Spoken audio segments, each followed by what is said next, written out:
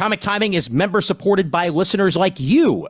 And we thank you so much for any support that you can give over at patreon.com/comic timing. For as little as $1 a month, you can join in and get occasional diary entries, occasional early episodes, and random other tidbits that we throw in. And we thank you so much for everybody who has thrown their support over at patreon.com/comic timing. Bozos who conveniently show up to deal with the problem with a fake electronic light show. Everything was fine with our system until the power grid was shut off by Dickless here. They caused an explosion. Is this true? Yes, it's true. This man has no dick.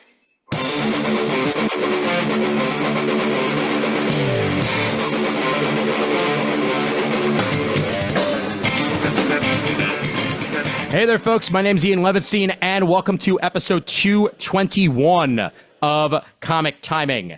And you might recognize some familiar faces here as I go around the horn, as this woman has been in the pipeline for quite some time, and now it's changed shows. So that's how long a pipeline that has. First off, of course, joined by the one and only Shane. Shane, welcome. Hello. Thank you. Glad to be here. Good to have you. Good to have you. And of course, he's Chris Eberle. Ian, I'm going to take back some of the things I said about you. You've earned it. Well played. Well played, brother. Of course, the Murd, Adam Murdough. Yep, coming to you live from the netherworld. Those of you watching along can see all the ectoplasmic residue on the webcam there. Yes. Otherwise known as humidity. Absolutely. And joining us along for this sojourn, of course, there is no Danielle Corsetto, only Zool. That's what I've been told for a long time. Happy to have you, Danielle. We couldn't possibly do a retro movie review of Ghostbusters without having you along for here. So thank you very much for taking the opportunity. I feel honored. All right, great. So yes, I've got to tell you, yeah, this is a very distinguished gathering of dignitaries. Okay, Eberle. That's been in my head for like a week leading up to this episode. Wow. I don't think I've ever been considered a dignitary before. I watched Return of the Jedi a little bit before. I know it's not the same franchise, but there's Imperial dignitaries. Now this movie almost was something very, very different. Oh, yes. Before it wound up coming to be the version that we know and love. For one thing, there was a Belushi involved at one point in the role that eventually fell onto Bill Murray. Eddie Murphy passed on being Winston, and then that role was completely rewritten, as was the intro into about halfway through the movie. And then we got the one that we're all familiar with. So in the Fringe universe, perhaps that's the version of Ghostbusters that exists, along with the other version of Back to the Future with Eric Stoltz. Eric Stoltz. Exactly, Eric Stoltz, but not the one that the we... alternate reality is the Star Wars also. Yeah. Yes, definitely. Let me get some initial. I mean, of course, initial impressions are crazy in a situation like this with a movie as perennial as this. But I'd love to get your initial thoughts on going back to Ghostbusters for the first time and possibly quite some time, or perhaps last week, depending on how regularly you watch this movie. Murd, we'll start with you. Good place to start, Ian, because I'm definitely the neophyte of the group here. My history of Ghostbusters can be retold quickly because I've seen it exactly twice in my life. And our Ms. Corsetto was there to guide me by the hand through that my first viewing. She took my ecto cherry, if you will. Oh, God, I love her. Yeah, you see, as a kid... I can remember my parents going to see this in the theater in 1984, and they came back and I asked them about it, and they said, oh, well, it was kind of funny, but also kind of scary. There was this one lady who turned into a witch, and then later she turned into a dog thing, and that, me and people turning into stuff. That's a trigger for me, so that pretty much neutralized any curiosity I had about Ghostbusters for a long time to come. And in the years that followed, it was one of those deals where I'd always tune in on it in the middle and on like a basic cable channel in the middle of the day, and I never saw it all the way through. But And occasionally I'd see snippets of it at Wild Pig Comics because it was in frequent rotation there. Oh, it sure was. But then when Ms. Corsetto came north, it was actually back in 2014 on the occasion of the funeral of our departed brother Jamie D. And Danielle, brave, pioneering soul that she is, stayed over in my apartment. And she brought along, just being an accommodating guest, she brought along a VHS copy. Wow. Very accommodating. Yes. Wow. And we watched that thing together, and we agreed it was one of the worst, most nauseating examples of pan and scan technology. I believe that. Yeah, my first viewing of the movie was not, I wasn't seeing it at its best, I guess you could say. So then last night I sat down with this DVD copy, which I'm pretty sure used to belong to one of you on this call. I'm not sure which. And I got to see it in widescreen format as it was meant to be seen. And so, yep, I've now seen it twice. I have absorbed its essence. And yeah, that's I know why it's been such a perennial favorite, as Ian said. It's Oh, I'm so glad you douched that Paniscan right on after that. I'm so sorry. I had never watched it. I just picked it up at a yard sale and I figured it had to be fine. And then I made him suffer through that. Yeah. It was obtrusively bad. And now I've been watching VHS tapes all my life and never really noticed that, which for those who are unfamiliar, I mean, the pan and scan is when you take a camera and you basically record a showing of the video, and you move the camera back and forth to different parts of the full screen to modify the original cinematic version of the movie to fit your home TV screen. And it's been described as a barbaric process by certain film purists, and I never really noticed just how bad it can make a movie until that night when we watched what it did to Ghostbusters. Now, Ian, we need to pause here for a moment because this is a seminal moment on your show here that Murd has actually shifted when it comes to some of his beloved VHS, antediluvian technology. Well, it still doesn't bother me for the most part, but it was so obvious and so obviously poor in that transfer of Ghostbusters that I finally understood that argument for the first time. The first time I saw playing on the screen right now, by the way. Hopefully you guys can see it. Sure can. A comparison shot between just how much was lost in the pan and scan version versus the widescreen version. And it not only are the colors wrong, obviously, I mean, it's VHS, what can you say? But you lose so much of that widescreen scope of the entire movie, and the ending is just almost impossible to watch because you're missing half the screen. Ugh. Now, what I see on the screen is a spacescape. I see a spacescape too. I see a Rick and Morty scene, actually. Well, then I clearly wasn't sharing the right screen. So I thought, wow, that's a great background. There we are. Okay. Yeah. Now this is the right one here, and you can thoroughly see just how much is lost of the of the entire scene and of the entire movie in and of itself. Like so much of the staging is lost in the pan and scan. It's just not worth it. Not worth it. Go get her, Ray. The first time that I had a letterboxed VHS tape, it felt like the heavens opened up.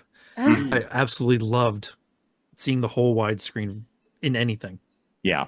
I part of me wishes that Hollywood didn't think that people at home were stupid, and had actually gotten the concept that perhaps we would understand that we're watching it on a screen that's like this, but the movie is like this, and it's not gonna fill the entire screen, but we're gonna still be able to see the whole thing. But not the way brains went at the time, and luckily we've since rectified that over the years. And I was watching some of these letterbox things on a 13-inch color TV in my parents' bedroom in my parents' house. Oh my God! I was okay with it because I could still see the whole damn screen. Sure, yeah, absolutely.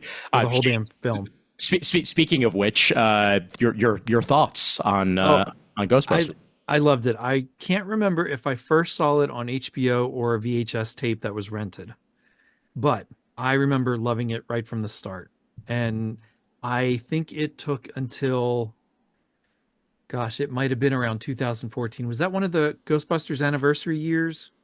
14, 15? Yes, it was, because it was 30 years. Yeah, 30 years. So this is an anniversary year, obviously. Yeah, this is 40, right? 40 years. That's why we're doing it. Yep. So the 30-year one, I went to, the one theater down, well, down a ways, because they were showing it, and that was my first viewing in theater of Ghostbusters, which was phenomenal. To finally be able to see it in theater, I just got a kick out of it. But I've loved the movie since the first time I saw it. Absolutely phenomenal. Yeah. Yeah, and this movie is just about as old as I am, because it was my 40th anniversary back in January, and this is the 40th anniversary of Ghostbusters. So that's why it had to be done in the year of 2024, definitely. Mr. Eberle. Well, this is a very important movie for me, as Murd noted, and much to Danielle O'Brien's probably exhaustion. This is a film that was on in constant rotation. This and probably Lost Boys in my that's another great one. former comic shop. And this movie, so I was 11 years old, and my parents took us to the movies all the time, which I'm always be grateful to them for that. Mm-hmm. And my parents also were fans of the original SNL cast. Yes.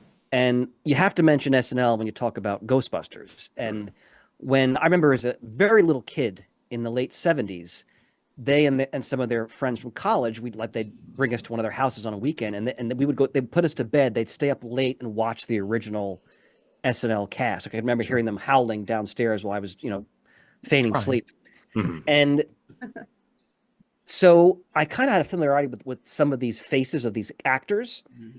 And when they took me to the movie, me and my younger brother, what's amazing about Ghostbusters, especially looking back at it now as a 51-year-old man, is that the movie works on multiple levels depending on the audience. So when I saw it as an 11-year-old kid, I was like, oh, there were ghosts and monsters and razzmatazz, and I loved it. Now, I didn't, because I was too young to get all of the absurdist humor in the film. Yep. And I think as I got older, and I've watched this movie hundreds of times, either...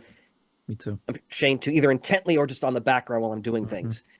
And every time I have the movie on, either I'm focused on or not, I know every line. I won't torch with that tonight too much, but this movie is so brilliantly written. And what I've come to realize as I entered my adult years was that what makes it so special, I think what gives it such staying power, besides just how fun it all is that the movie is totally in on the joke that this is completely ridiculous. Oh yeah. Every element is absurd. Yeah. And you're watching actors seriously address topics that are ludicrous, which only makes it all the more funny. Like Dan Aykroyd's ectoplasmic residue. It's the real thing. He's such a fanboy of this world he's in. And of course, the late, I just forgot his name. Who played Harold Ramis. Thank you. Harold Ramis, forgive me. The late, great Harold Ramis, his performance for me is one of the highlights of the whole film. Oh, of course. Because he's so brilliantly deadpan and saying utterly ridiculous things. Yeah. And if you grew up and knew the SNL vibe, which is so much in this film, and you appreciate how it works on so many levels. And as I just watched it again just this week, and I watched the sequel as well. And I watched the new ones not too long ago. What makes the first one, I think, such a tried and true classic that'll always just delight me is that, again, those multiple levels and the fact that the movie respects its audience and brings the audience into the joke. Mm-hmm. And one little side, which is why I think the newer ones don't work as well, because I don't think they have that absurdist quality as much. Sure. But to me, this is one of the most important films of the 1980s. It is a legendary Bill Murray performance. Yeah. Sigourney Weaver shows how she is one of the all-time great actors because she can do action, drama, comedy, everything. Yep. I'll do more as we move along, but very special film. Absolutely, yeah. And before we get to you, Danielle, I got to Ghostbusters obviously via the animated series because I being born the year that Ghostbusters came out. Obviously, my first exposure to it was in animated form because that was available to me as a kid. And talk about a very, very different yet unique and awesome experience the Real Ghostbusters cartoon was. Yes, the Real Ghostbusters, not the Ghostbusters with the giant ape gorilla, gorilla and all that. Ghostbusters. Yes, exactly. Yeah, that's a whole other experience. But because of this, and I've told this story before, and I'm happy to tell it again. When I was 5 years old, I got my grandfather to take me to see Ghostbusters 2 when it came out in theaters. And I'm 5. And that was a huge mistake. I got maybe 10, 15 minutes into the movie, and immediately I was like, I want to go. And it just, that was it. Like, and I didn't go back to Ghostbusters 2 for years after that because I had that memory engraved in my head that it was this scary thing. Of course, now going back to it, it's ridiculous in its own way. And Ghostbusters, I know other people would say that Ghostbusters 2 might be their favorite. Ghostbusters original OG, that's absolutely my favorite. But I didn't really have nearly as much exposure to the movies as I did the animated series growing up.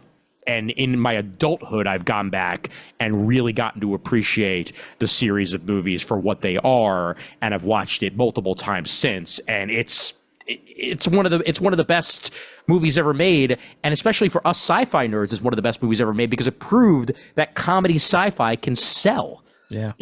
It hadn't really been fully attempted in outside of schlocky fashion before this point, and it became one of the biggest movies ever. So, amen to that. And Miss Corsetto, the floor is yours. All right. Well, I'm not an expert in Ghostbusters. I just want to clarify that beforehand because a lot of people introduce me this way, and I'm like, Chris knows this, but I am a pop culture idiot. Ghostbusters. Oh, I never say that to your face. Go ahead. You can though. I just not in addition. I loved Ghostbusters growing up.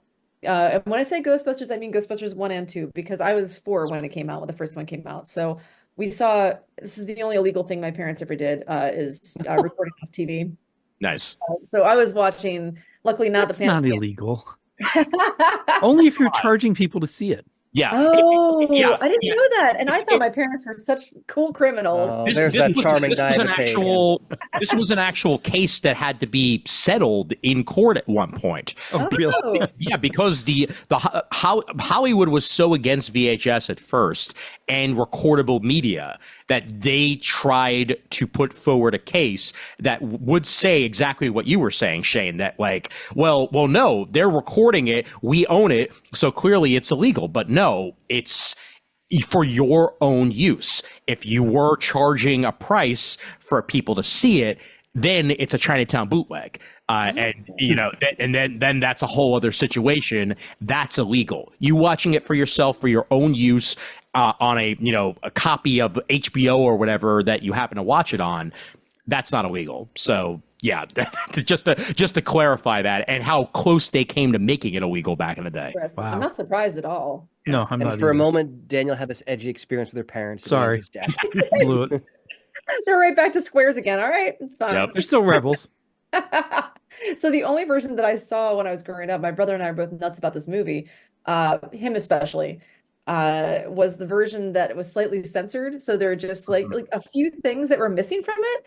And so I didn't watch it in full until college. And, I remember saying to, some friend of mine, oh yeah, I love Ghostbusters. My whole friend group is a bunch of guy nerds. I found the comics people at college and they're like, oh, cool, let's watch it. And we watch it. And I was like, what is going the kinky ghost scene. The kinky ghost scene. Unzipping his pants, right? The ghostly blowjob, right?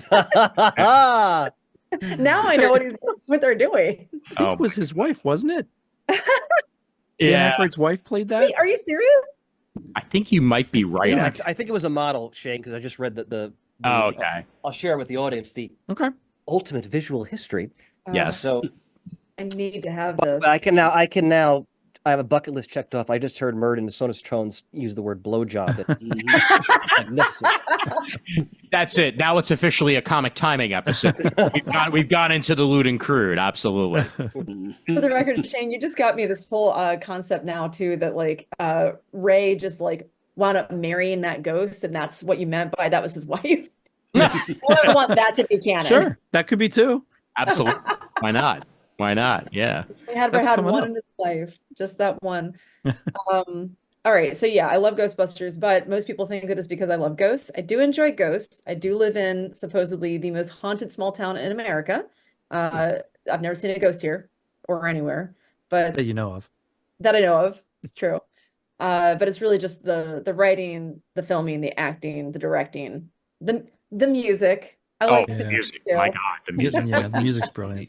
Yeah. Yeah, all of it together. I mean, I think the reason why maybe we haven't had that many successful sci-fi comedies is just that you have to have all of that going for it to make it, that much of a blockbuster hit. And they did it.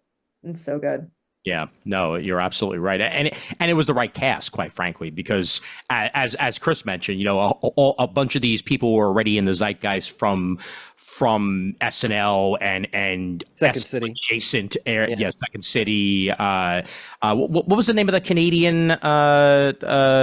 SCTV. SCTV, thank you. Yeah, SCTV and a whole bunch of other alums all joined together to make this, the wonder that it was. But it's comedic gold. It absolutely is, and at the same time, really just created its own genre that we still revel in and relish in today, to the point where they're still trying to make Ghostbusters movies here in 2024 after a very, very long break, I must say. Yeah. But nonetheless, it's very much part of pop culture today, as much as it is part of movie history, which is very hard to escape. You walk down the street, you're probably eventually going to see somebody wearing a Ghostbusters logo. Like that's just the way it goes, So one of the things to point out based on what you're saying, and that I think is very important, is that you mentioned, the different comedy giants who are in this film.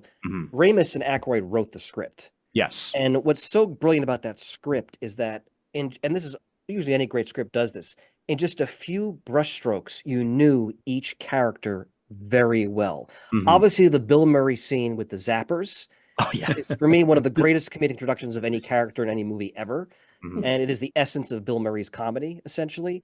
But just like Dan Aykroyd running in, looking for the camera and his enthusiasm, and, Egon, like you knew each character within seconds. That's really good writing. Mm-hmm. So.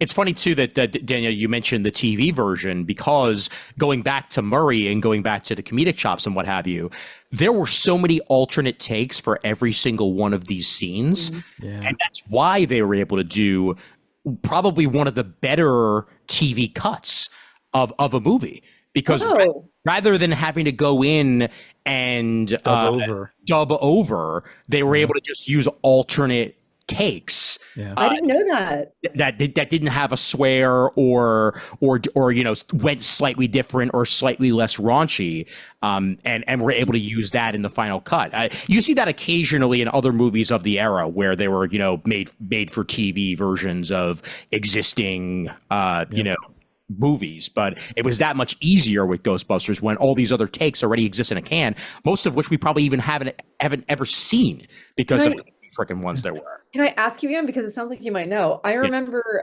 hearing, yes, this man has no dick, and thinking, I don't remember this from the only version that I saw, which was VHS. The TV version didn't have that. It had something else in place, but it was an alternate take of it. I think in place of Dickless, they had Ray Stantz call the Harold.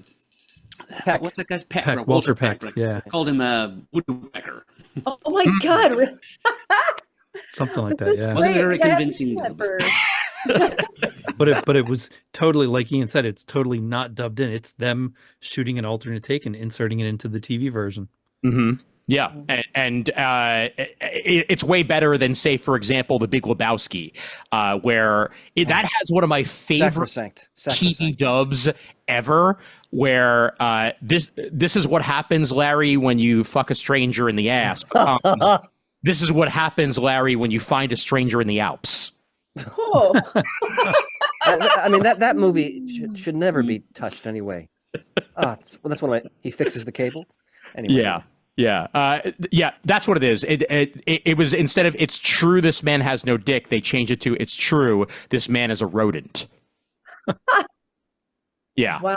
That's the version that aired recently on AMC, and probably is the same version that you watched, growing up. That was a little bit more censored. Yep, definitely. I'm gonna start taking notes.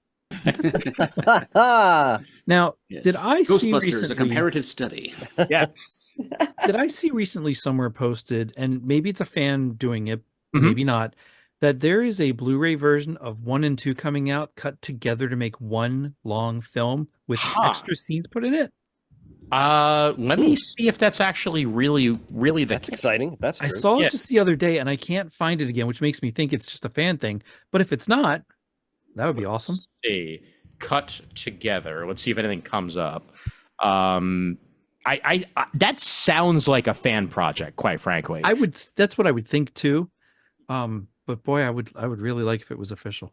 Yeah, no, that would be fascinating. Well, I mean, not to talk about 2 more than we talk about 1 here, but 2 also is one of those movies that has so much material that was cut in the final editing process. Like there's entire subplots that were cut out of that movie that fans have been trying to find for years so that they could create a quote unquote extended or, perfect version of Ghostbusters 2, but so many of them have been lost to time. A bunch of them were just never even entirely filmed. There's some like behind the scenes camera work from some of these scenes that never actually made it in, but we don't know if the scenes themselves actually have survived all these years. It's it's one of those things that it probably happens with every single movie where there's bits and pieces that are just gonna forever be lost to time. But Shane, if you find that again, let me know. I'd be interested in that. Yeah, I will. Yeah. Like I also thought I saw Netflix either is bringing on the Real Ghostbusters or making a continuation of Real Ghostbusters, and I'd love to see that in either way because I never saw all the cartoons, so I'd love to see if it came onto something that I could watch it, and maybe it's out there and I just haven't searched it. But there is as of 2022, there was news that there was a new Ghostbusters cartoon in the works for Netflix. We haven't heard anything since. But there may potentially be something there, whether or not it's a continuation of the Real Ghostbusters or whether or not they're going to try to place it into the movie universe remains to be seen. But I personally would be absolutely fine with it just existing as the alternate universe of the Real Ghostbusters and the Extreme Ghostbusters for that. Yeah. Because I remember that a lot from when I was a kid. Sure. Look at Miss Corsetto studiously taking notes. I am. I'm saying actually, Now- the next time I see all of you, I should bring the DVDs for the Real Ghostbusters because I have those. I know that back in the day, Kenner made action figures, which Hasbro has recently, in recent years, re-released. I have the 4 original Ghostbusters that were re-released and the Ecto-1. Oh, wow. Then Hasbro put out what they call plasma, basically like G.I. Joe Classified 6-inch versions, very realistic versions. They did great. I have the 4 Ghostbusters of that. Nice. Then I have this, which I just acquired from Hasbro. Of course. It is like more realistic version of Ecto-1. I specifically got it because come like December or January, they're coming out with 3 3/4-inch O-ring Ghostbusters. And I wanted to go into the Ecto-1. Sure. Yeah. So that's really cool. Oh, man. Now, the animated side, I think it's Mondo just announced in the last month that they are putting out 6 or 8-inch tall Real Ghostbusters action figures. So I'm very curious to see what those will be like. They have digital renders out there if anybody's interested to search. Yeah. They look incredible. As long as they produce them that way, that would be a marvel to get. Just fantastic. I have found said image and I'm about to share it, but just so we could see what.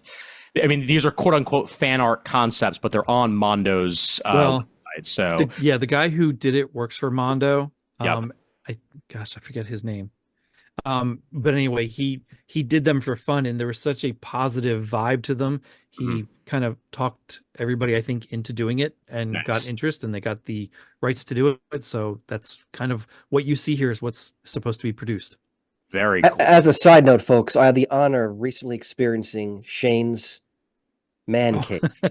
That's right. And if you love toys, especially toys related to the world of comics and pop culture love, if you're ever lucky enough, I mean, there is a hiss tank that's so big it would run over my dog. So, very impressive, Shane. Thank you. I want to talk about one of the added like fun little bits of this movie. So when we're going through the montage of the Ghostbusters ghost busting as Ghostbusters do, because it feels so good. But we, first we get Larry King, then we get Casey Kasem. Yep. And of course, who is Casey Kasem? Shaggy. Yep. Robin. And Robin, of course, right. but specifically Shaggy, because tying it into another very much ghost-based medium of Scooby-Doo, and also Casey Kasem's wife Jean Kasem is in this movie. Yep. Yeah. Classic TV fans, you may remember her as Loretta, the wife of Nick Tortelli, Carla's ex-husband. That's right. The blonde bimbo second trophy wife that he would trot into Cheers occasionally. Hello, gang at Cheers, she would say. Yep. She was there. She was at Lewis's party. Yep. Was she the girl Lewis was trying to dance with? Yeah. Lewis, I'm leaving. Oh my god. Let's talk for a minute. I'm sorry, please continue. No, I was just going to say, and she was in the Tortelli spinoff that lasted 13 episodes as well. Yep. Let's talk about the brilliance of Rick Moranis' performance in this film, because it's one of those characters who makes this movie so unique. Because, and I was reading that they kind of let him create the character essentially, for the most part. Yeah, I got the sense he was off leash for much of what he was doing. And from what I read, that's confirmed. But I remember when I saw this as a kid, my parents were laughing hysterically at him, and I only found it funny like when he was being chased by the Beast. But as I got older, I'm like, this performance is incredible. Good. When he comes out of the hallway, the look of sheer horror on Sigourney Weaver's face. She's a tremendous actress, and she there's a moment of like, oh God, I have to talk. We've all had experience with this. Oh God, I have to talk to him. Then she turns to him and she tries to be nice, and he's playing this heightened version of a person we've all experienced in our lives, or perhaps the sad moments we've even been. But it is a brilliant performance. I and just watching it again, because I hadn't watched the movie in probably a couple months at least, or maybe 6 months. It is, for me, it is one of the highlights of that film is every scene he is in, because it's just brilliant comedy. It's phenomenal. It is. Yeah. And he's one of those actors too that I know why he stepped away from movies, and it was actually that his wife unfortunately passed away, and he wanted to raise the family. He wanted to be there for that, which is why we really haven't seen Rick Moranis in Hollywood movies in quite some time. I still wish that they had somehow been able to find a way to, even as just a quick cameo, have him be in one of the more recent movies because of how much he matters to Ghostbusters lore and just how damn good he was both in 1 and 2. And I would have preferred it in the more recent one when it's in New York. It would have been easier in my mind. Yep. I even thought I read an article where he was in New York while they were filming, and it just was coincidence, because I thought, oh, great, he's going to be in it in some way. And when he wasn't, I was like, oh God. You may have very well read the article where he was punched in New York, because really? That did actually happen, unfortunately. He was, I believe, punched by a random bystander at one point in New York City. And that happened to Steve Buscemi recently, too. Yes. I'm not liking this trend very much. No, right. Jeez. I'm all right. I'm all right, guys. I swear. I'm all right. There's that rapier wit I've missed. The scene where he has the party, but obviously he has no friends. Yes. So as a business write-off, he invites all of his accountant clients to the party, which, I mean, it's those touches that make this movie so goddamn funny, because it's the kind of humor, because this movie could have just been totally stupid and in a way that's not has any lasting impact to it. But it's all those moments. Like anytime Annie Potts is talking, it's funny. Oh, yes. Because she's like, what the hell am I doing here in this ridiculous situation? Like when she says, the theory of Atlantis, when she's doing the job interview, like it's just brilliant stuff. Oh, great still you got there. Wow. Yep. Yeah. And that entire party, that's all one shot. One continuous shot until we get to the who brought a dog, and then it jumps from there. But yeah, that entire walking around, improv to hell by Rick Moranis the entire time. Like almost every word out of his mouth is improv.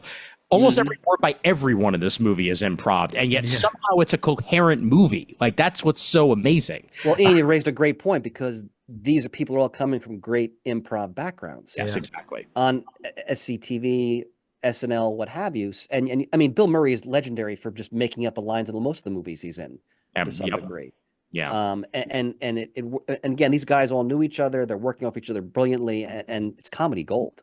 I mean, it really is. And Ian, I want to ask you this question actually. When you asked us since we decided to do this topic, as the resident New Yorker of our crew here, indeed, is this one of the great essence of New York movies in your opinion? You know, it's so funny that you asked that question because I literally had that conversation earlier tonight. I think that even if the inside of the firehouse was filmed in LA and not actually at the firehouse in New York, it's filmed at a firehouse that's been used many times in many other movies.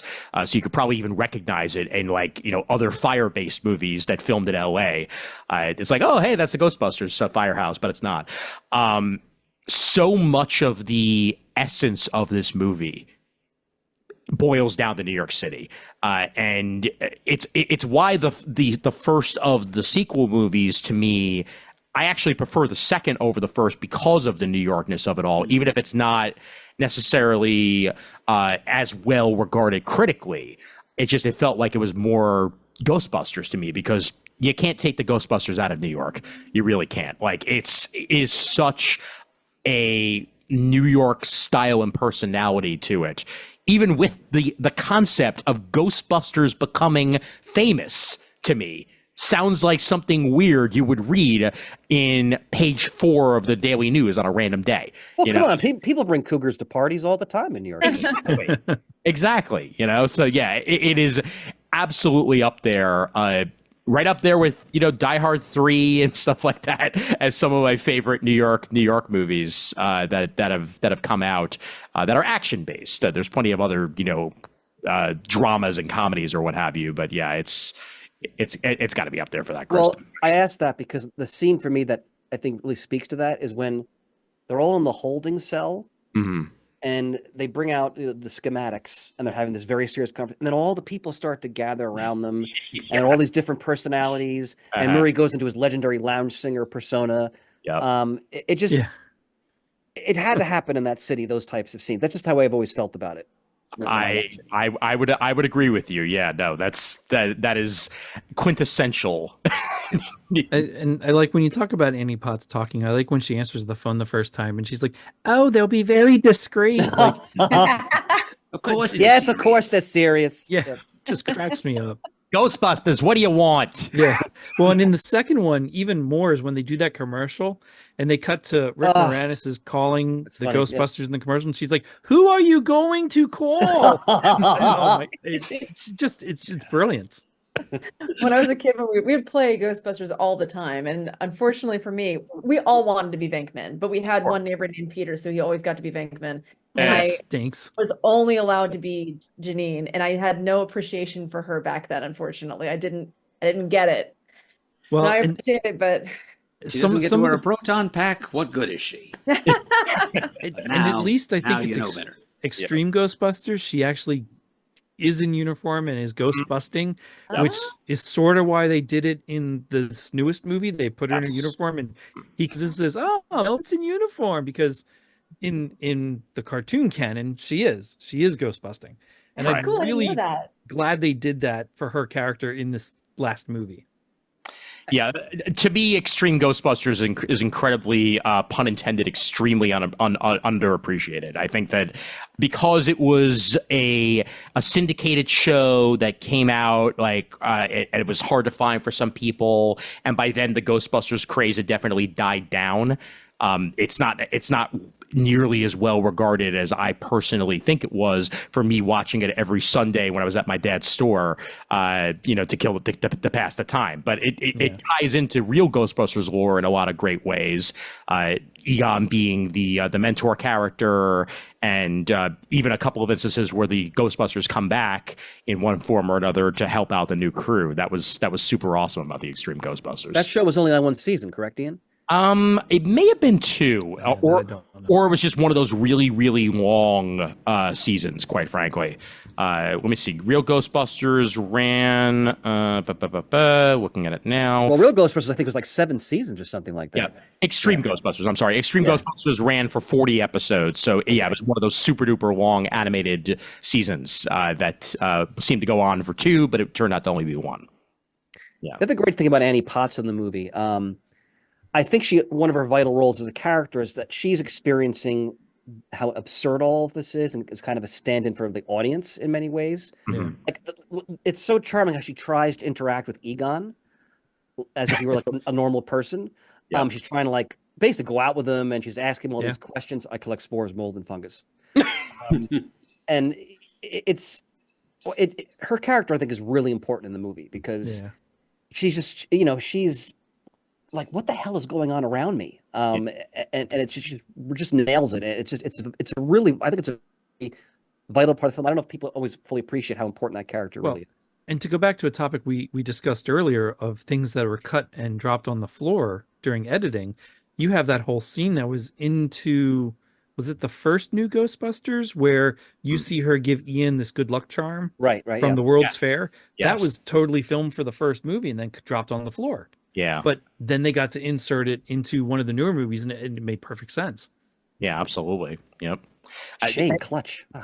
And the character of Janine, going back to the animated for a minute, I remember they had to explain why she was so different in the animated series because they recast her. They gave her a different voice actor who didn't have the New York accent. They tried to take some of the essential New Yorkness out of the show, and they did like a meta. The episode was called "Janine, You've Changed." I saw it as a kid, and it was explained that a ghost, like a wish-granting fairy type phantasm called Makeoverist Lotsabucks, had gotten to Janine and had improved her and made her taller, better posture, less nasally accent. It was all for Egon's sake. Of course. Wow. So that's our wonderful in-story explanation for it. It was pretty genius meta storytelling for I didn't realize the original cartoon was that witty.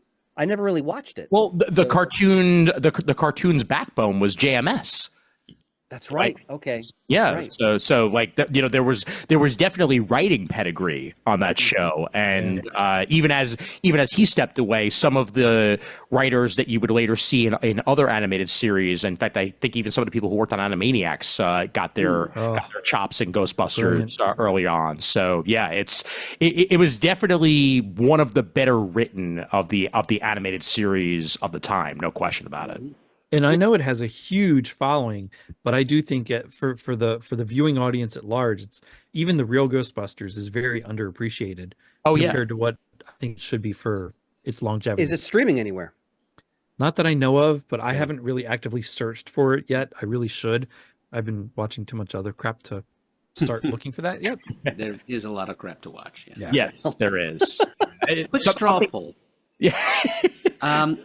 Who of those of you who have seen The Real Ghostbusters, who makes the better Venkman, Lorenzo Music or Dave Coulier? Ooh. Wait, Dave Coulier does it? What? I didn't know about this. Mm-hmm. I think I go Dave Coulier, honestly, because Dave Coulier brought that Bill Murray energy. I felt like that was sorely lacking otherwise, because his comedic background and everything. It was just kind of weird hearing the voice of Garfield coming out of Venkman, Yeah. Yes. Yeah. Yeah. Oh gosh, you're right. That's right. Oh, and actually, let me see if I can bring up real quick since we're on the topic. The pilot episode of the Real Ghostbusters had them all in similar outfits and much more similar look to their movie counterparts. This obviously changed along the way, but I think it was a combination of likeness rights not actually solely being supplied and them wanting to kit it up a little bit by having the multiple costumes and stuff like that. Yeah. So it could have looked more like what's currently on your screen, but that's not really what we wound up getting in the animated version in the end. I'm sure a huge part of it was was kidding it up for toy sales. Oh, no question, please. Yeah. Can we have them have multicolored, different colored costumes that we can change at a moment's whim to sell more toys? Sure. Let's do it. Actually, Shane, because I just looked through the Ultimate Visual History, they actually talk specifically about that, and you're right on the money. Yep. So, can we talk about Sigourney Weaver a bit? Oh my God. And her chemistry with Bill Murray in this film. Oh. Let's think about where Sigourney was coming from. So she's already she did Alien already. Yep. So she's already this really important actor. Mm-hmm. And she's a great dramatic actor, stage, screen. Yeah. And when I did some of the background reading, like they didn't really think she had the comedic chops to do this film, and she was determined to demonstrate. So she goes into Ivan Reitman's office, and she actually plays the dog physically. And it's a great story. I read the anecdote's fantastic. And he was so taken aback by it because he was like, well, we're going to actually have special effects. But she was all in on to prove to them that she could pull this role off.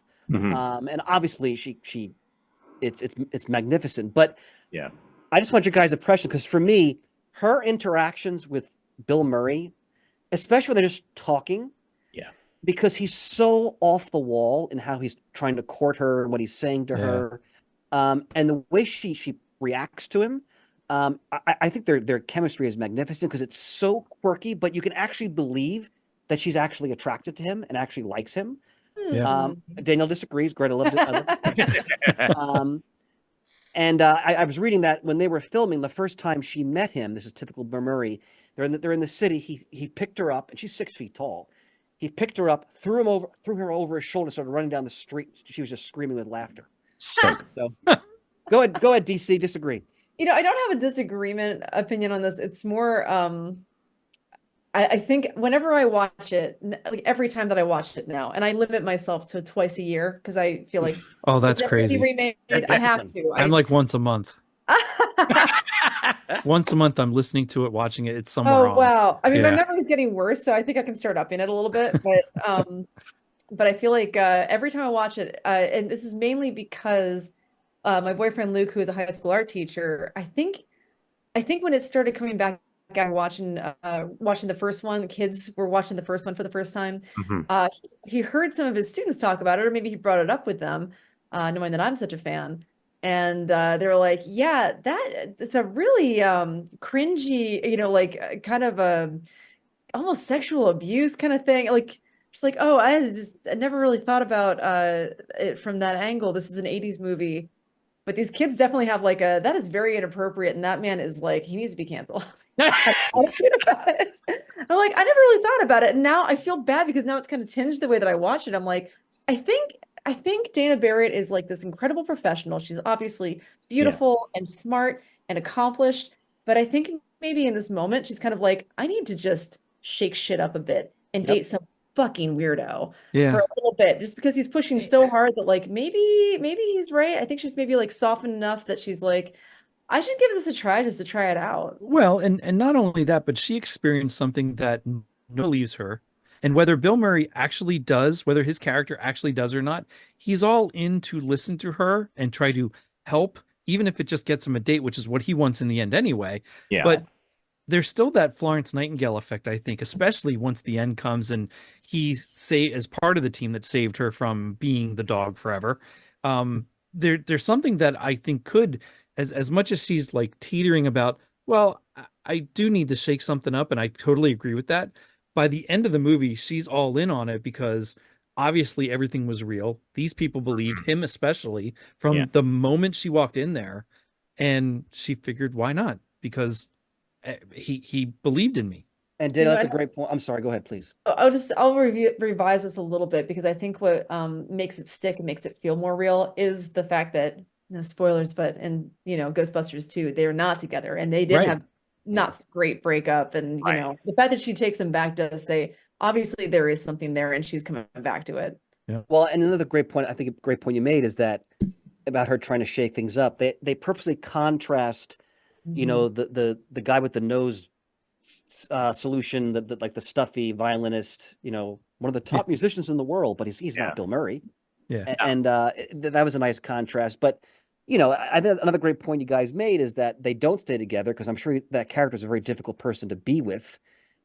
I mean, he's doing a con artist cable access psychic show, which is amazing. But yeah, good point.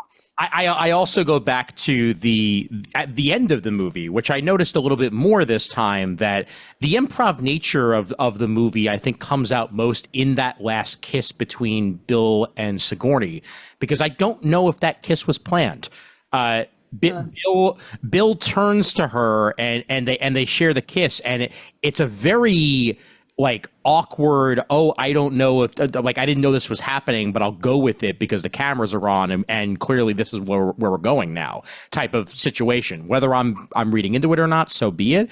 But it didn't seem like it was a scripted kiss. It was definitely, it may have very well been one of the Bills deciding to do this now because Bill Murray improvs everything, and this is the way Bill Murray rolls. Let's go with it, and it wound up making the movie. So who knows? And you guys made me think of something else with the Bill Murray, the Peter Venkman character, is that when she's in full beast mode in her apartment, and he comes in, you want this body, and he's like, oh, it's a trick question, but he doesn't take advantage of her. Yes, right. So, hold on. I have a comment to go with that, but keep going first. No, I'm just saying that he actually says I have to try to help her because clearly she's being possessed. And also, his dialogue in that scene is hilarious. Perfect. Go ahead, Danielle. Yeah, the fact that he goes, go ahead. Actually, no, like talks to himself is brilliant. I love that so much. So this is what Luke got me for Christmas this past year. I don't know if you guys have tried to find, and I might be wrong about this, tried to find the original screenplay for the movie, but I've never tried. No, you can't find it. I don't know. I don't know what the reason is, but well, maybe this is the reason. He found like an original copy. It's not an original copy. I'm sorry. The original version, script at least, but somebody else just printed it out. They he paid them to print it out. Mm-hmm. And I read the whole thing, and it is very different. And that is one that would not have aged well. It's the things he says instead of go ahead. No, I can't. There's already enough people in there. I forget what he says exactly, but it's brilliant. But yeah, he doesn't say that in the original script, and it is a lot of there's a lot of skirt chasing that is cut out of the actual movie that was in the original script. Whoever did a really good job. This was the toned down version of Venkman that we got. Yes. Yeah. Well. But I'd be curious too if that's a quote unquote final script that you have, Danielle, or if that's like one of the like shooting scripts that wound up being revised quite literally on set. Actually, yeah, thank you. It does say final shooting script, and I don't know what that means. Do you? Final shooting script means that's what they're going to canister with. Like that's what they're aiming to achieve when they're filming. However, we also know from the process of this is that the script was quite literally used as a launching point to then improvise and wind up making what worked for the actual actors. So yeah, this is a basis point. What we got is the final product. So absolutely, very, very good point there, Danielle. That had they gone entirely script, I don't know if this movie would have worked. Not so much. And I was reading about Akroyd's because this is his concept, his idea. Yeah. As an original idea involved multiple universes and like multi-dimensional stuff. Like it was a much grander story in a sense. Yeah. In that way. I mean, 84 special effects, I don't know how well they would have been able to pull that off. But I like what we got because it's more grounded in a way in terms of the humor and the relationships. And but by the way, speaking of what's grounded or not, let's talk about the paraphernalia in this film. The equipment, Tobin's Spirit Guy, one of the all-time great imaginary books in a film. Mm-hmm. PKE meter. So when they go into the library, symmetrical book stacking, and when he pulls out that, you're right, no one would ever stack books this way, but when he pulls the PK meter out for the first time, because it's so utterly ridiculous, I just feel so happy every time I see it. You can see his thumb moving the button up to make everything. Yeah. Can Can I tell you what that is? I just recently Please. found out that prop was actually it's like a 1940s, I think. I can't remember what year, but it was a shoe shiner that they just, and it looks almost exactly like that. Like they just add the little. Can't find a photo of it, but I know I have one around here somewhere because I thought that was too funny. I had to pull up Moranis also just talk. The colander. The Oh colander. my God. Well, and what's great about that scene, if you watch it, and I didn't notice it as a kid watching it, but when he's in the chair and they're asking questions, Zool is behind or whatever his version of it on the monitor as the creature's head turning in the same way. It's just hilarious. So good. Man, yeah. Chopping off or picking up. Great touch. Yeah. It shows the Ghostbusters actually have a relationship with the NYPD, which I don't think is legal. They're like dropping off like potential mental health patients to but at the same time, you could think about how many times I'm sure the police have dropped off somebody to Spider-Man or situations like that. Like this is as much as we talk about how, this is quintessential New York. This is also quintessential fictional New York. Yes. Where they can make the rules however they want them to fit because Ghostbusters exist in this world. So nothing has to actually go 100% the way that it's supposed to go. Yeah. So let's talk about the unlicensed nuclear accelerator. And what do we all think, like when they first really go into action, which I remember as a kid just totally awed me. Oh yeah. What do we think about that scene? I was like, oh my God, look at the equipment. Can I get that? Can I make that? Can I build that? Can I have that? Oh my God. The proton packs, in general, the design for the proton pack is pitch perfect because it looks like it's been cobbled together with like whatever spare parts they could, while at the same time also give you radiation poisoning. No, it's protected. Oh, sure, Shane, sure. Yeah. It's protected in a fictional way. Like there's no way in hell that you would be able to survive wearing this thing for more than like 5 minutes in the real world. But you got Doc Brown in full costume holding plutonium to drop into the DeLorean, and you got them strapping it on their backs. The Libyans. Sorry. Oh my God, I forgot about that. Yeah, but I just watched it too. Just in general, like it's just everything about it, like the traps, the proton packs. Traps are brilliant. Oh, the traps are awesome. The containment unit, for that matter, like bringing it up here. The first scene where they're explaining to Winston how the containment unit works, and the green means clean, essentially. Like that, then you're good to go, and you can move on. Just that this is literally built into a wall like this, and it probably was just straight up firehouse equipment, which has been modified into a containment unit of this matter. It's just so well done. Tell them about the Twinkie.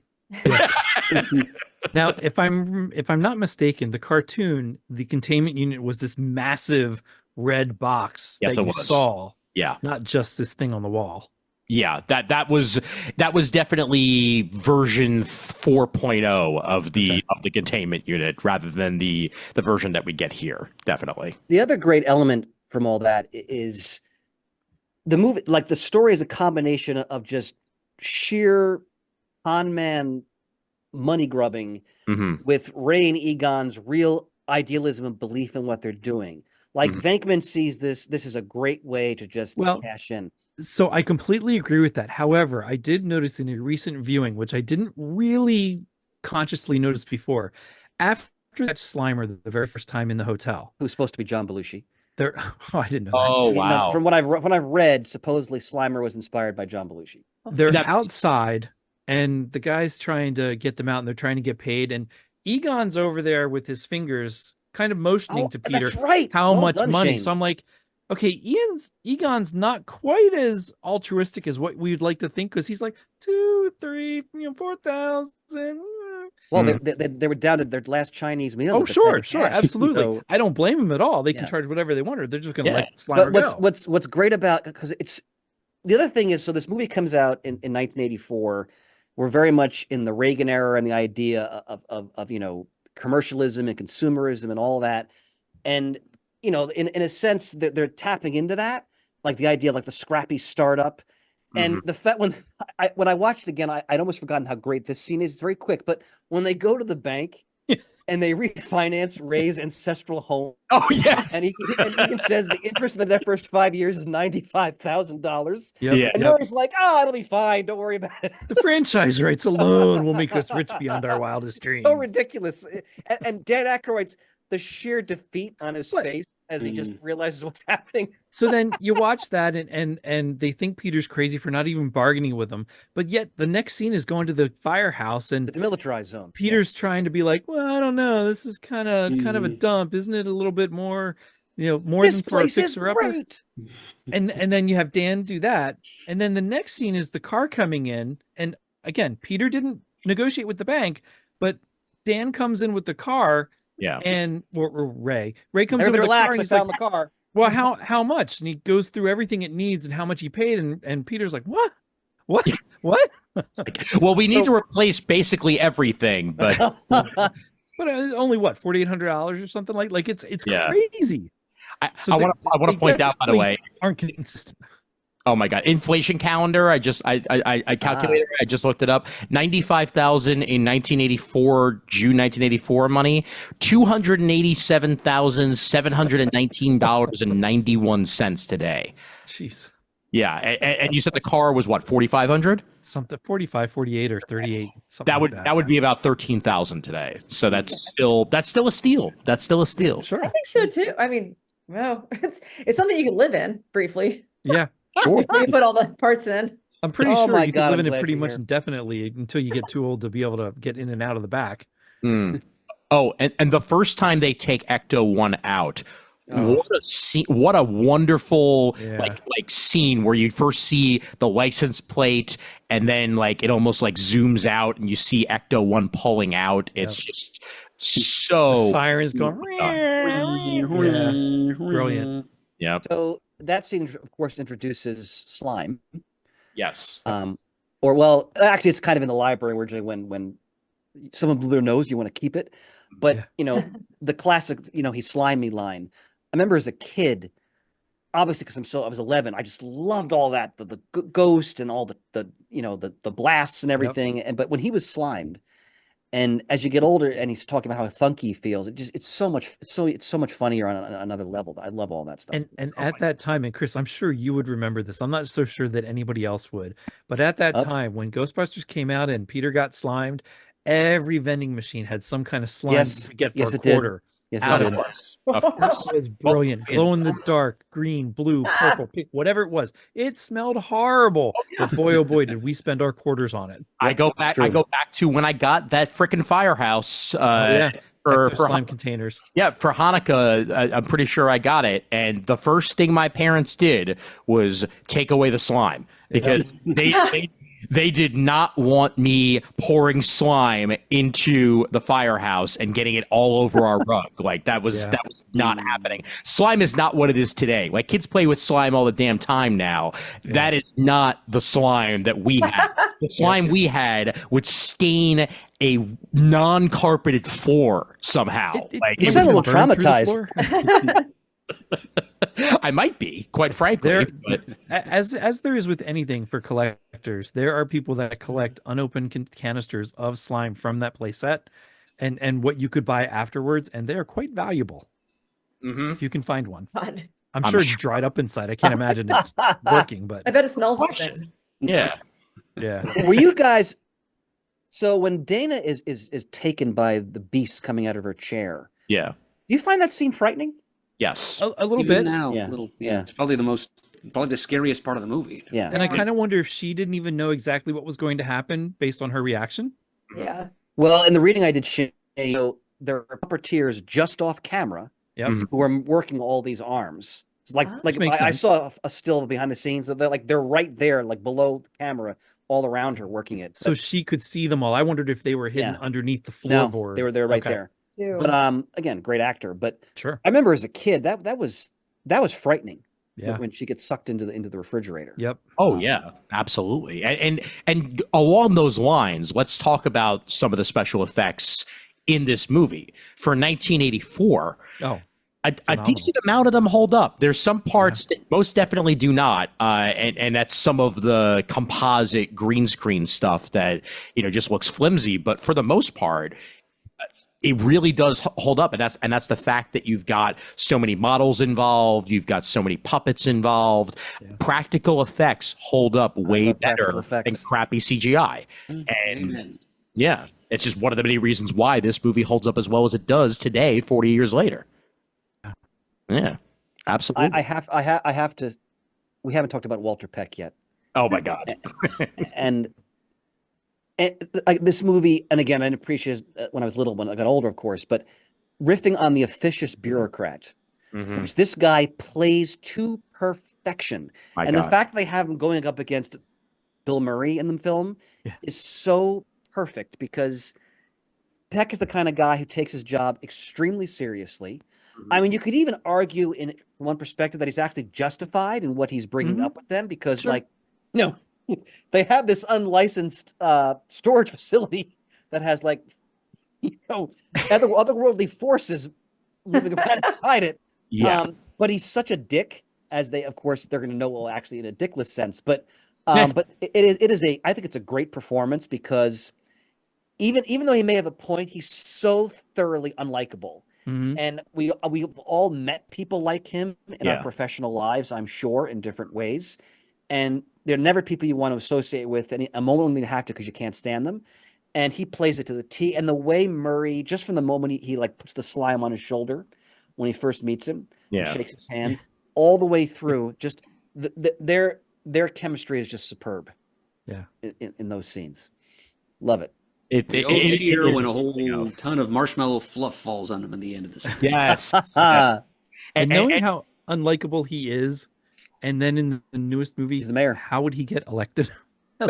He's really snowballing somebody. Years really pulling the wool over somebody's eyes. Yeah. Years, actually, probably.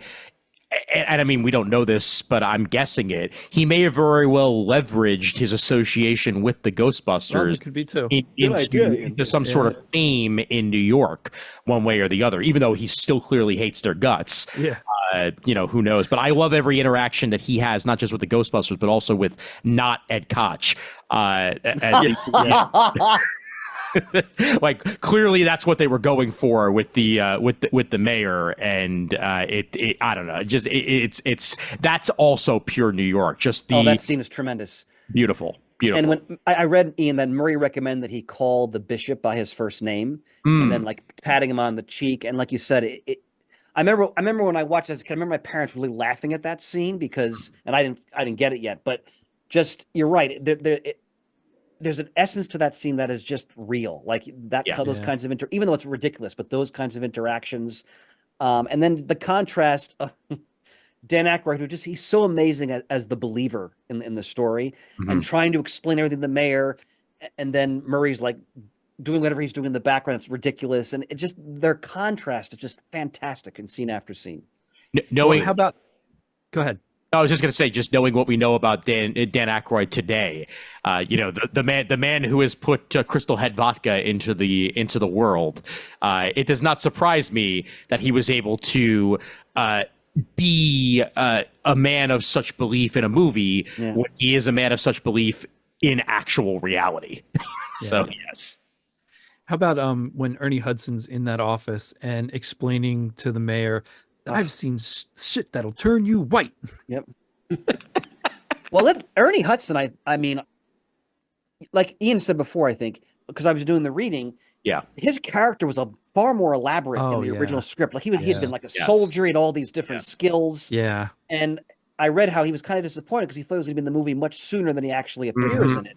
Yes. But that aside, he's an excellent actor. But I think his role is so important because he's the layperson. Yeah. He's us, just like Annie Potts in her own way is us. He's reacting to all of this stuff around him. He's like, if it's a paycheck, I'll believe anything you say. Yep. Well, I love backstory movie show special with just him. Especially the in between years for his business sense that he built, but also now knowing on the side he had this whole Ghostbusters thing going on the entire time. I just absolutely love his character. fantastic. I want to point out how underappreciated he actually is, because so much of the material for this movie only shows 3 Ghostbusters. And Winston is very much not in marketing material.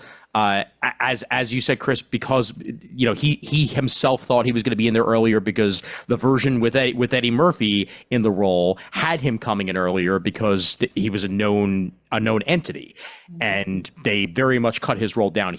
He is incredibly underutilized in this, and especially the case in Ghostbusters 2, where there are major plot points that were cut out specifically around him that were cut out from the final version of the movie. Which is why I'm glad he has so much to do in Frozen Empire, because I feel like it's about time that he finally gets to do as a Ghostbuster. Ian, with what they give him, he has some of the best lines of the film. Ray, when someone asks if you are a god, you say yes. Yes, absolutely. Yep, absolutely. Actually, him and Akroyd's chemistry is great, because they have several scenes, and of course they do the birthday parties in the second film. Oh, yeah. That part. Yep. Of course you do. which that's the kid that comes up to them and says, "My father says you're crap." That's Ivan Reitman's son, who directs. Jason Reitman. Jason Reitman. Yeah. That's great. That's funny. Yeah. All right. So I'm sorry, and please. No, I was just gonna say I didn't realize that. So we've waited long enough. Mm-hmm. Let's talk about the Stay Puft Marshmallow Man. Hell yeah. Hell yeah. Yep. The only Ghostbusters toy I owned as a kid. I tell you, that thing was durable. I literally pounded on it with a large wooden mallet, which we happen to have lying around the Christmas barn, and it took it, man. It took the hit points. That was a quality toy, and I think I still have it somewhere, too. So now I'm imagining, Little Murd, just wrathfully smashing his Stay Puft with a spatula. Fantastic, Murd. Was this the one you had, Murd? Because I just pulled it up, and this was Yep. Right down to his little articulated marshmallow fingers. Yep. Oh. But mine is cleaner than that, I'm pretty sure, whatever it is. This is very much an eBay Stay Puft, so yeah, this is whatever background that dude decided to use. But I want to start, if we're going to be talking about the Stay Puft Marshmallow Man, by saying talk about practical effects that actually really work. Clearly, they're working off of models here, and the composite shots and everything really made it feel like this was a King Kong-esque Marshmallow Man going through the streets of so ridiculous. So stupid, but so great. Actually, the rolling of the pupils in his eyes as he stomped around. Yeah. Actually, and again, going back to the visual history I was reading just this week, just for prep for this, some of the scenes, it is a guy in a suit. Okay. Godzilla-like walking on models. Nice. So it depends on the shot. But what I love about the scene, because it's so ridiculous, is Dan Aykroyd's sheer loss of control. I love it. Like the look on his face, I couldn't help it. He used to toast marshmallows, Mr. Stay Puft during Camp Wakanda, and he's just gone. It's great acting, because he's so overwhelmed, and Egon's like, I'm just too terrified to even form rational thoughts at this point. It's a walking marshmallow man, yet it works perfectly in the whole gist of the film. Yep. And his lumpy legs are the best. The extra bits of goo that they add to the whole walking process just add to it all. It's so great. Like a Thanksgiving Day parade balloon gone amok. Yeah. Essentially. They do a great job of giving the Marshmallow Man facial expressions throughout his rampage. Yep. So when Gozer materializes as this 50-foot Marshmallow Man? Well, before that is the Eastern European woman or whatever. How do we react to that? Because obviously Gozer can take any form, but do you find that a letdown, fun?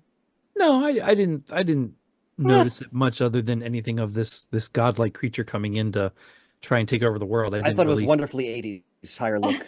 Yeah, yes. I wasn't let down at all by it. Yes, I feel like it's a good mystery. You're like, Is this the stand-in for Gozer? Yeah, And is they're this like, it?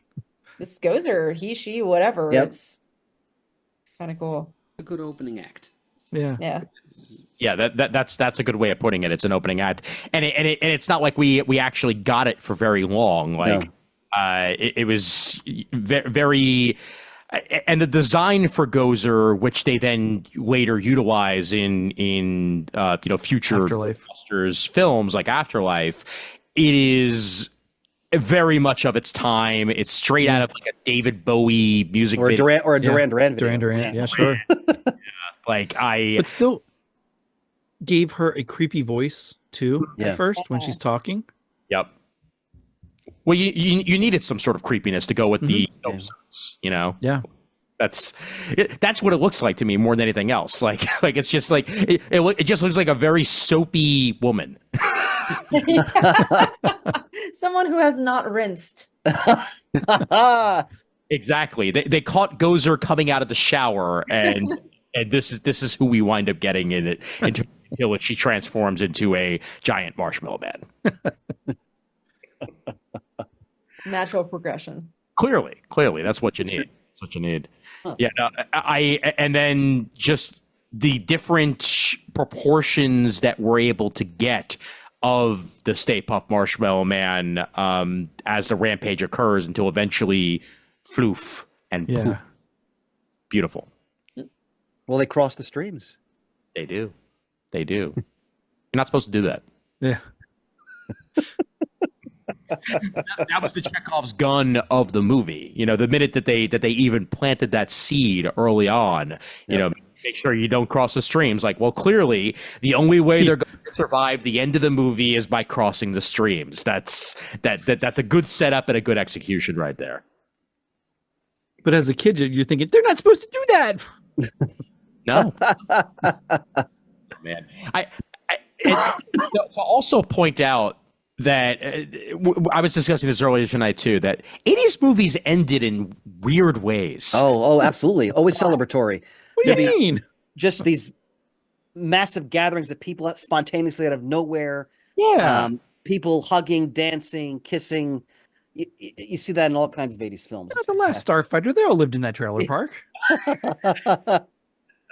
Like they're all like Wookiees on Endor celebrations. Like, Yeah. it happens in so many movies in the 80s, or just sudden end of movie and then the credits and you're seeing the characters one last time. Sometimes it's a freeze frame. Yep. Other times you get basically just like credits rolling, but that's something you don't necessarily get anymore.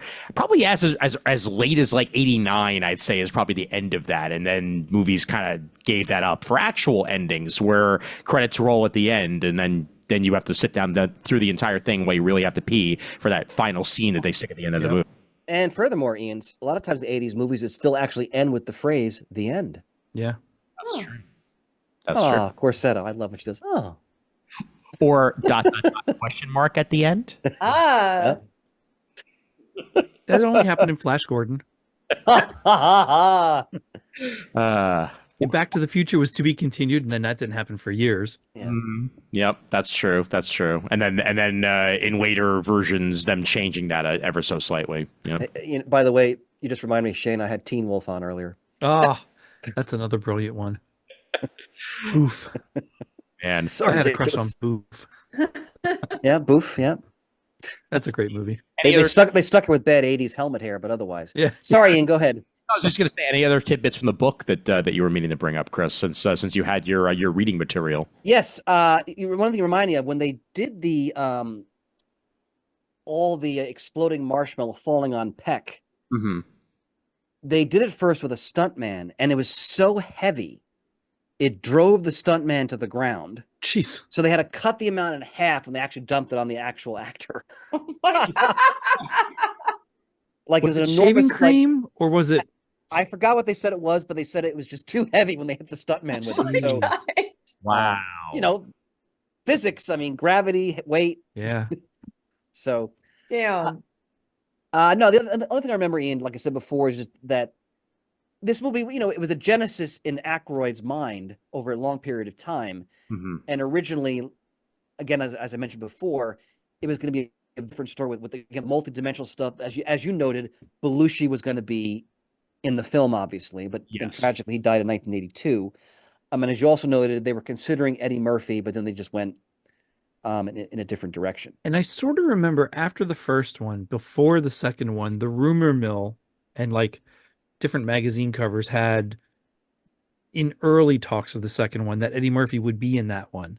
And when he didn't show up, when I saw it, I'm like, wait, what happened to that? Because back then there's no internet. I wasn't reading magazine upon magazine of these things. So you didn't get information until you actually saw trailers and, go to the movies. He was too huge at that point to probably. Beverly Hills Cop and all that out. Well, I was just going to say, I just watched Beverly Hills Cop yesterday. Axel F? No. The first one. Yeah, I watched the first two yesterday. Oh, they're brilliant. Excellent I'll watch the crap that the third one is. You don't have to watch the third one. No, You can I skip skipped it. that one. Skip it. No, I skipped it. Skip it. I saw it once and only once, and I will never watch that one again. The new one on Netflix is a lot of fun. It's a lot of fun. Good to know. I just watched it the other day. Yeah. Did you know that Ron Jeremy is an extra in this movie? No. Apparently, an extra behind a barricade on the left where Ray and Winston drive up in Ecto 1.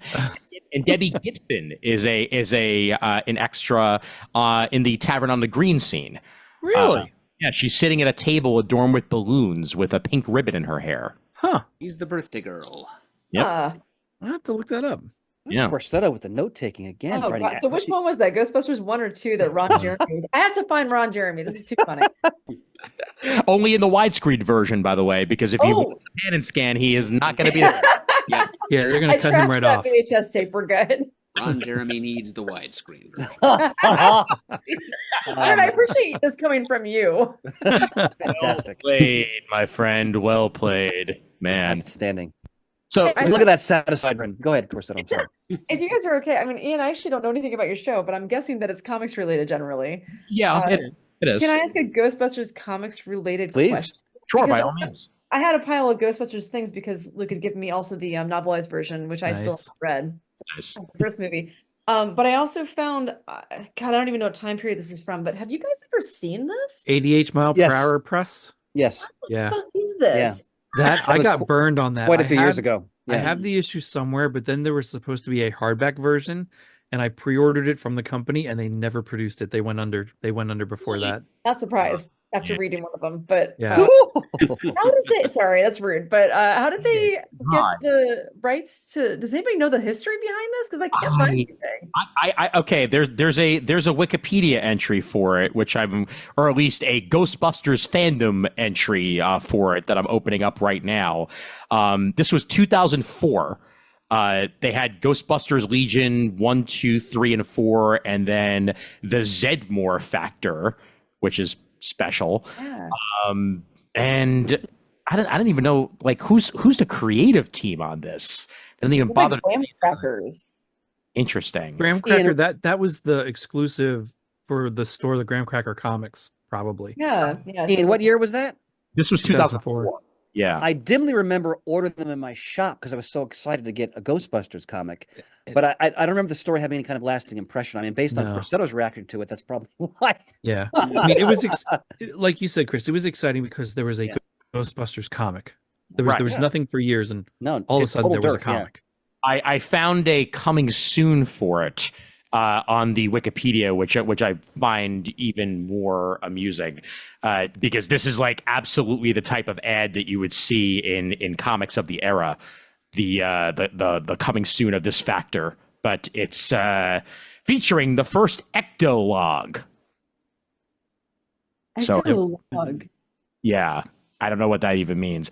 Gab and Kurth are the creative team on this, apparently. So if you're either of those two people and you're listening to this episode right now, get in touch with us and find out, so we can find out how the heck a random company like this got the rights to frickin' Ghostbusters. I mean, I'm impressed. Yeah. Also, if you're watching, sorry, I insulted you. No, it's fine. Because at the same time, Ghostbusters have had a very I don't know if tumultuous is the right word, but a very weird comic book history. I feel like it hasn't had nearly the strength comic book wise as other adaptations have. And there were no comic adaptations of films were quite common by the time we get into the 1980s. I mean, Shane would know this for sure. Yeah, but there was no Ghostbusters comic adaptation. No, if I remember correctly, and there really should have been. Yeah, there wasn't. There were comics had the license for a while. I was going to say into the 80s, beginning of the 90s. Yep. Yeah. Now comics. Green Hornet. But were they real Ghostbuster comics? Yeah, they were. Yeah. Okay. I think so. Yeah. I just found the 1993 annual out of Now Comics. Hopefully, you're not hearing the fireworks randomly going off behind me right now. But there's definitely Now Comics had it for a while, but it was specifically Real Ghostbusters, not the actual movie license from the looks of it. And that's in 3D. Yeah, that's really cool. Was there ever? And I forget whether they did this in the animated series, but were there ever retellings of the movie, but in Real Ghostbusters? I don't think so. I think the Stay Puft Marshmallow Man made an appearance. He did once or twice. Yeah, Frank Welker did the voice. He was also the voice of Ray Stantz. But I don't think that they did any retelling of what happened that I remember. Got it. Yeah, but I haven't watched every episode either. Sure, yeah, and there, of course, were the IDW comics that came out in like 2012 or so. Eric Burnham was the writer behind that, along with Dan Schoening and Tristan Jones. But yeah, not a lot of real Ghostbusters material, comic wise, of note, outside of the few that we've mentioned, and IDW having the license. And they did a couple of crossovers too over the years while it was under that's right, Ian. Yep. Their realm. And now Ghostbusters, I think, is with Dark Horse, if I remember correctly. Yeah, because they're the ones who put out the movie comics that came out not too long ago. So we'll have to see where that goes. Yeah, absolutely. Yep. All right. Any other thoughts on this seminal work before we wrap things up? I did want to mention. So we talked a little bit ago about the guy who Sigourney Weaver's character was talking to coming out of the opera house. Yes, who's a character actor in every 80s film. Go ahead. Well, I think he was also the lieutenant or the first officer for Data in Redemption Part 2. That actor, I'm blanking on his name. I am too. He is in a ton. Yeah. I want to say his name is Timothy something. Yeah, I'm gonna look it up. He Carhart? Am I wrong? Maybe I'm wrong there. Let me see if I can find him here in the IMDb listing for the movie. He is in a ton of television and film. Tons. Timothy Carhart. There you go. Yep, he's 70 years old now. Wow. He was in Hunt for Red October. Oh, that's right. That's right. Yeah, he was the one banging. He got the hammer and banged on the Red October to get them inside. And he was in that Next Generation. Anybody who grew up watching movies in the 80s, you know his face. To bring it back around, he was also in Beverly Hills Cop 3. Oh, God. I would forget that because that one really is terrible. I can't even believe it. Ian, was that your first time watching the original Beverly Hills Cop films? I had quite possibly seen them years ago, but I didn't really remember them. So all right, so the first and second one are phenomenal. You're about as old as those movies. Yeah. Yes. So what'd you think of them? I actually really enjoyed it. I think the first one is definitely better than the second one, but the second one, I've heard some people find the second one to be somewhat humorless in comparison, but really, I didn't find that. The second one's funny. I get a kick out of it. Yeah. First of all, the Taggart and Rosewood Abbott and Costello routine. Yeah. Oh my God. Is always a highlight for me. Yes. Well, and I like Bronson Pinchon's Serge. Oh my God. Axel. They were gonna have a second person be in those scenes, but Bronson Pinchot was so good that he just stole the show. And in those first two movies, I know we're going off on a Beverly Hills tangent here. Hey, it's all in 1984, honey. It's all right. Exactly. It was Damon Wayne's first appearance in a movie in the first one, Take those bananas. Yes. Yep. And it was Chris Rock's first appearance in the second one. Yep. For the parking at the Playboy Mansion. What the hell am I supposed to do with this? I get $10 for a car, $20 for a truck. What? But Something in like that in that alternate universe that we don't live in, he chooses to do Ghostbusters, and maybe Beverly Hills Cop doesn't happen. Yeah. Sobering thought. Yeah. That's the magic of L. Levinstein right there, ladies and gentlemen. Well done. Fringe is such a good show too. Oh my God, so good. Oh man, this was a lot of fun. I mean, we could give ratings to it, but I have a feeling most of us are pretty close to fives. Yeah. So, a sublime five. Absolutely, and I hope to continue this format of retro movie reviews here. Hell yeah, it's Shane's turn. Shane's turn next time. God. Shane, you're picking My next turn. movie. That's Holy true. shit! That's true. It is. You got time, buddy. You got time. But I gotta go back to the list and see what we've done already. Let's just let's remind people in case they're new, is that the theme of this is that we pick geek related films that came out before we were podcasting. If we had been podcasting at the time, we definitely would have talked about them. Yes. So that's the conceit of all this. Absolutely. And we've done what, Highlander, Flash Gordon. Oh, quite a few. Yeah, quite a few. Bonsai, Bonsai. Blade. Yep. Wrath of Khan. Never-ending story. Never-ending story. Yep. We did the original '89 Batman, for that matter. Yep. It's such a good film. Yep. Good stuff. Danielle, thank you so much for joining this journey. Thank you. It's great to see you. I learned so much from you guys. Speaking as a teacher, your note taking was awe-inspiring. The notes. Oh, I have so much to look up later. Ron Jeremy, where are you? Yes. I want to make sure that you get your plugs out there for everything that you're currently working on and talk about. So by all means, a little tease there, but nothing that you need to worry about at this particular moment. Either way, let us know where we can find your work. So right now, honestly, I just kind of have a catch-all thing of DanielleCorsetto.com. It's the easiest way to find everything that I do. That used to do Girls with Slingshots. It is now on its second rerun. And that's daily during the week. And then Elephant Town is the graphic novel I'm working on now at elephant.town. You can read up to half of the graphic novel because it's done, halfway.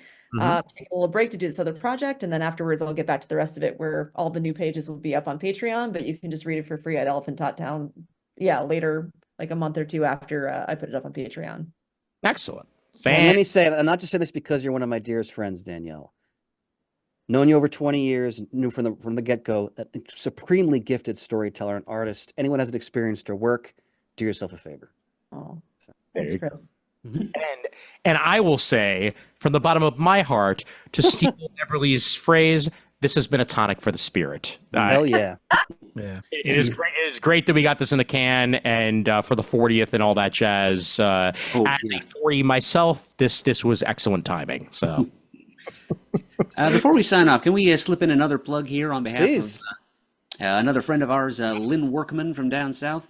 Sure. Shane and I have got some visual aids handy. These are some things that Lynn sent us along from his Ghostbusters fan club, Memphis Ghostbusters. Check that out. very cool. That is awesome. Who y'all gonna call? TCB, taking care of Well Bustin. done, Lynn. Well done. I love the Ghostbusters 2 version with the Elvis ghost and the strumming the guitar. Yep. And even in honor of the 40th anniversary, they got this 40th anniversary patch here. Very nice. Very nice. Oh, so you got the 40th anniversary patch, and I got the Ghostbusters 2 kind of patch. Oh, Oh, nice. Oh, Nice. Nice. Yep, so you can seek them out at memphisghostbusters.com. I think they're mostly a Facebook presence these days, but it's like a fan group of people who enjoy Ghostbusters. Love You good don't old have to be fashioned from fan Memphis. clubs. Heck yeah. Yeah. I will also mention, since we're talking about friends of the show, Mr. Wayne Cordova, I know, has himself some Ghostbusters podcasting going on over at his Flip City podcast. So if you want to go ahead and check that out, I believe that is at the One to Grow On podcast website, if I remember correctly. So go back in a time machine to 80s and 90s pop culture, and I know he's definitely done some stuff on Ghostbusters there as well. Wayne Cordova, longtime friend of the show, and actually one of the contestants for the Geek Speak co-host challenge back in the day that never went anywhere. So enough said on that one, but do make sure to check that out. Absolutely. Levy Poo, may I tease something? Yes, you may. So just to let people know, in a few weeks, many of us and I'll be helming a special episode. And all I'll say is, see you soon, bub. Mm-hmm. Yes, indeed. Yeah. This it works for a while, and we are happy to have it here on Comic Timing for you folks who have been coming over. And I want to say as well, officially on a podcast, that we have a Comic Timing fans group now. That has existed for 16 years, but I finally decided to actually promote. And a whole bunch of people have been joining that over the past couple of weeks. I really do truly appreciate the conversation that's been going on over there. And if you're interested in keeping that going on Facebook, the Comic Timing fans group is linked on the facebook.com/comic timing site. And if you just search Comic Timing fans, it'll come up as a group. And we are not very lenient on who joins. So if you want to join, go ahead and join and just play nice and have some fun. So Yes. You're pre-approved.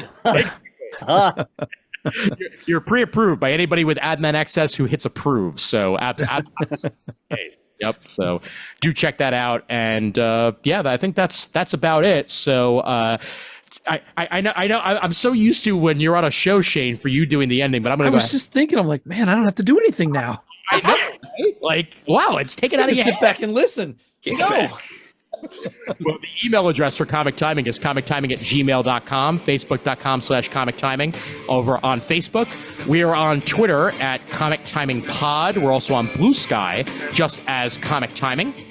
Comic Timing Podcast over on Instagram, Threads, 45 other places, but youtube.com/Comic Timing Podcast. Definitely do check us out there, as there might be some live streams coming from other members of the show, especially Brent, Raph, Brandon, and Chris may very well be joining us on a few other situations on that. That's Chris with a K, by the way, just for clarification's sake. On the show as well. But just want to thank everybody once again for coming on here, and really do appreciate it. And as always, there's always time for comics.